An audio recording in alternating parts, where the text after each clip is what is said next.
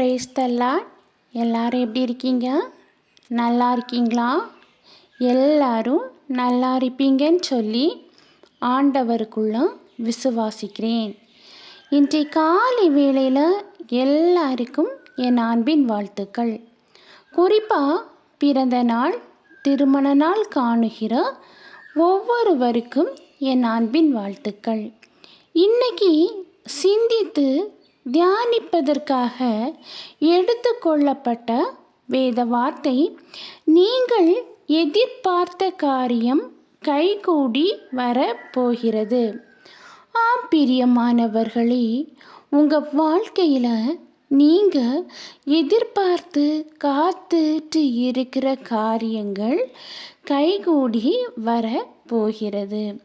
எத்தனையோ வருடங்கள், எத்தனையோ மாதங்கள், எத்தனையோ நாட்கள் எதிர்பார்த்து இந்த காரியம் நமக்கு வாய்க்குமா வாய்க்காதா அப்படின்னு சொல்லி சோர்வடைந்திருக்கிற அந்த காரியங்கள் இன்றைய நாளில் கைகூடி வர போகிறது. இப்போ நம்ம பைபிளில் எரேமியா 29வது அதிகாரம் 11வது வசனத்தை எடுத்து நம்ம படிக்கும்போது, உங்களுக்கு கொடுக்கும்படிக்கு நான் உங்கள் பேரில் நினைத்திருக்கிற நினைவுகளை அறிவேன் என்று கர்த்தர் சொல்லுகிறார். அவைகள் தீமைக்கல்ல, சமாதானத்துக்கு ஏதுவான நினைவுகளே. பாருங்க, ஆண்டவர் தரக்கூடிய காரியங்கள் நம்ம வாழ்க்கையில் தீமைக்கு அல்ல. அவர் தரக்கூடியது ஒவ்வொன்றும் நன்மைக்கு ஏதுவானதாக இருக்கும், கூடவே சமாதானத்துக்கு ஏதுவானதாகவும் இருக்கும். பிரியமானவர்களே, உங்கள் வாழ்க்கையில் என்னுடைய காரியங்களில் இந்தந்த காரியங்கள்லாம் நடந்தால் ரொம்ப நல்லா இருக்குமே அப்படின்னு சொல்லி மனசில் சில டைம் ஒரு எதிர்பார்ப்பு இருக்கும். ஏதாவது ஒரு விருப்பங்கள் நம்ம வாழ்க்கையில் நிறைவேறணுங்கிற ஒரு ஏக்கங்கள் இருக்கும். அந்த காரியங்கள் நம்ம வாழ்க்கையில் ஆண்டவர் சித்தத்தின்படி அது சமாதானத்துக்கு ஏதுவானதாக நம்ம வாழ்க்கையில் கிடைக்கும். பிரியமானவர்களே, நீங்கள் நிறைய நாட்கள் நிறைய காரியங்களை எதிர்பார்த்து கிடைக்காத பட்சத்தில் ராத்திரி வேளையில் யாருக்கும் தெரியாமல் அழுதுருக்கீங்கல்ல. மனுஷன் அழுத பார்க்க முடியாது, ஆனால் ஆண்டவர் கண்ணீரை காண்கிற தேவனாய் இருக்கிறாரு.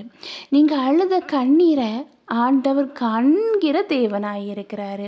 மனிதர்கள் வடிக்கிற கண்ணீருக்கு அவ்வளோ மதிப்பு இருக்குங்க. அந்த கண்ணீரை ஆண்டவர் மதிக்கிற தேவனாய் இருக்கிறாரு. என் அருமையான மகன், என் அருமையான மகள் எதற்காக கண்ணீர் வடிக்கிறார் அப்படின்னு சொல்லி அதற்குரிய காரணங்களையும் அவர் அறிஞ்சிருக்கிறாரு. கண்டிப்பாக நீங்கள் எதிர்பார்த்து காத்திருந்த காரியங்கள், நீங்கள் கண்ணீர் வடித்த காரியங்கள், ஐயோ என் வாழ்க்கையில் இந்தந்த காரியங்கள்லாம் நடக்காதா அப்படின்னு சொல்லி ஏங்கின காரியங்களை கண்டிப்பாக ஆண்டவர் உங்கள் கைகூடி வர பண்ண போகிறாரு. இப்போ நம்ம பைபிளில் பார்க்கும்போது அன்னாள் குழந்தை செல்வம் இல்லாமல் அன்னாள் கண்ணீர் வடித்தா. அந்த அன்னாளை அவளுடைய உறவினர்கள் எவ்வளவு கஷ்டப்படுத்த முடியுமோ அவ்வளவுக்கு அவ்வளவு அவளுடைய வார்த்தைகளால் அவளுடைய மனசை காயப்படுத்தினாங்க. இந்த அன்னாள் மனிதர்கள் கூறின காயங்கள், வார்த்தை நிமித்தமாக உள்ள காயங்களால் ரொம்ப கலக்கமுற்றாள். அவள் வேற யாருக்கிட்டையுமே போய் சொல்லி அழலை. ஆண்டவர் சமூகத்தில் தன்னுடைய மனதை அப்படியே ஊற்றினாள். அவள் வேற எங்கேயுமே போய் சொல்லாமல் ஆண்டவருக்கு சமூகத்தில் மனம் கசந்து அழுதாள். அழுத பிறகு சமாதானத்தோடு சென்றாள். அந்த அன்னாளுக்கு ஆண்டவர் கர்ப்பத்தின் கனியை கொடுத்தாரு.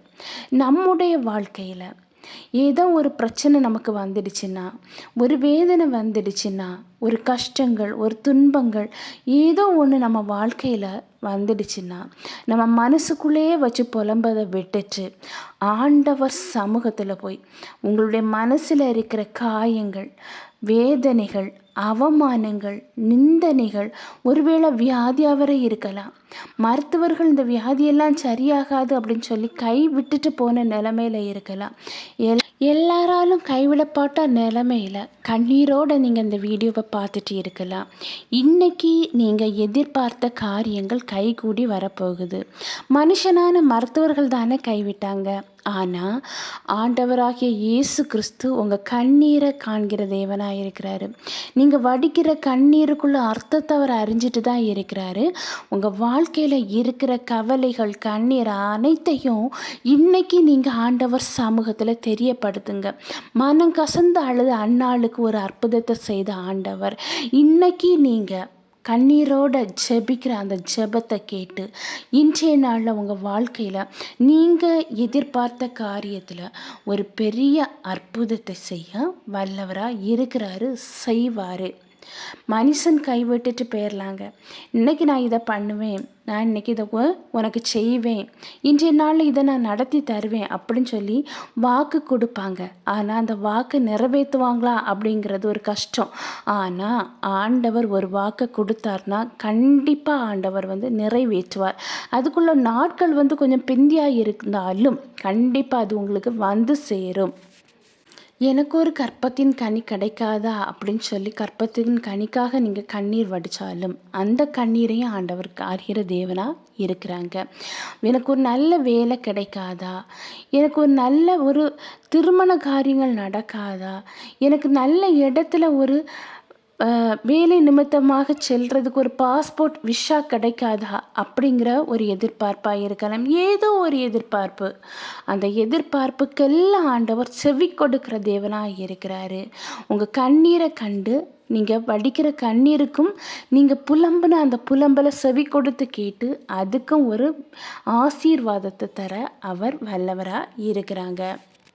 இப்படி அவர் அற்புதத்தையும் அடையாளத்தையும் செய்யணும்னா நீங்கள் ஆண்டவருடைய பேச்சுக்கு, அதாவது ஆண்டவருக்கு முக்கியத்துவம் கொடுத்து அவர் சொல்லுகிற வார்த்தைக்கு செவி கொடுத்து அவருக்கு முதன்மை இடம் கொடுத்து அவருக்கு மேலே அன்பாக இருந்து கற்பனைகளை கை கொண்டு கொஞ்சம் கொஞ்சமாக அவரை தன்னுடைய வாழ்க்கையில் ஒரு பெரிய இடத்துல வச்சு நீங்கள் அவரோடு ஒன்றி வாழும்போது, அவருக்காக நீங்கள் வாழும்போது கண்டிப்பாக அவர் உங்களுக்காக எது வேண்டுமானாலும் செய்வார். பிரியமானவர்களே, நம்ம உண்மையான அன்பை, ஆண்டவர்கிட்ட இருக்கிற அன்பை ருசிக்க தெரியாமல் மனுஷன்ட்ட அன்புக்காக ஏங்கி நாடி ஓடி லாஸ்டில் அங்கே ஏமாற்றப்பட்டு கண்ணீரோடு நம்ம வெளியே வர்றோம். மனுஷனுக்கு மீது அளவு கடந்த அன்பை வைக்கிறோம். ஆனால் அவங்க நம்மக்கிட்ட அன்பாக இல்லைன்னு உடனே கண்ணீர் வடிக்க தொடங்குகிறோம். என்னுடைய வாழ்க்கையில் என் பிள்ளை எல்லாம் பார்த்துக்குவாங்கன்னு சொல்கிற பெரியவர்களும் லாஸ்ட்டு காலத்தில் பிள்ளை கைவிட்ட உடனே கண்ணீரோடு நிற்கிற எத்தனையோ பேரண்ட்ஸை நான் பார்க்க தான் செய்கிறேன். உங்கள் அன்பை ஆண்டவருக்கு செலுத்துங்க. உங்கள் விசுவாசத்தை ஆண்டவர் மீது வைங்க. உங்கள் நம்பிக்கையை ஆண்டவர் மீது வைங்க. கண்டிப்பாக ஆண்டவர் உங்களை வழி நடத்தி செல்லுவார். திக்கற்ற பிள்ளைகளாக உங்களை விடவே மாட்டார். அவர் உங்களுக்கு சிறந்த தகப்பனாகவும் தாயாகவும் இருந்து வழி நடத்தி செல்லுவார். கலங்காதீங்க. இப்போ ஒரு சின்ன ப்ரேயர் பண்ணலாமா? அன்பின் பரலோக தந்தையே, அப்பா, இந்த அருமையான வேலைக்காக நன்றி ஆண்டவரே. எத்தனை பேருக்கோ கிடைக்காத நல்ல ஒரு தருணத்தை எங்களுக்கு தந்தீங்கப்பா. அதற்காக நன்றி ஆண்டவரே. இப்பொழுதும் ஆண்டவரே, என்னோடு கூட சேர்ந்து ஜெபிக்கிற ஒவ்வொருவரையும் கண்ணோக்கி பார்க்க வேண்டும் என்று ஜெபிக்கிறேன் ராஜா. அப்பா, அவங்க வாழ்க்கையில் எதிர்பார்த்த காரியங்களை கைகூடி வர பண்ணுவேன்னு சொன்னவரே. அப்பா, அவங்க வாழ்க்கையில் எதிர்பார்த்து காத்திருக்கிற காரியங்கள் உங்களுக்கு தெரியும் ஆண்டவரே. அந்த காரியங்களை நீங்கள் வாய்க்க பண்ண வேண்டும் என்று ஜெபிக்கிறேன்ப்பா. அவங்க வாழ்க்கையில் ஒரு அற்புதத்தையும் அடையாளத்தையும் செய்ய வேண்டும் என்று ஜெபிக்கிறேன். வாழ்க்கையில் ஒரு பெரிய அற்புதத்தையும் அடையாளத்தையும் செய்ய போவதற்காக நன்றி ஆண்டவரே. ஒவ்வொருவரையும் தாழ்த்தி உம்முடைய கரத்திலே ஒப்படைக்கிறேன். நீங்கள் பொறுப்பெடுத்து வழி நடத்தி செல்லுங்க. மீட்பர் இயேசுவின் மூலம் ஜெபங்கேளும் அன்பு நிறைந்த பரம தந்தையே, ஆமேன் ஆமேன். கர்த்தர் உங்கள் ஜெபத்தை கேட்டிருக்கிறாரு. கண்டிப்பாக உங்கள் வாழ்க்கையில் நீங்கள் எதிர்பார்த்த காரியம் கைகூடி வர போகிறது. கர்த்தர் தாமே இவ்வார்த்தைகளை ஆசீர்வதிப்பாராக. ஆமீன் ஆமீன். ஹல்லேலூயா.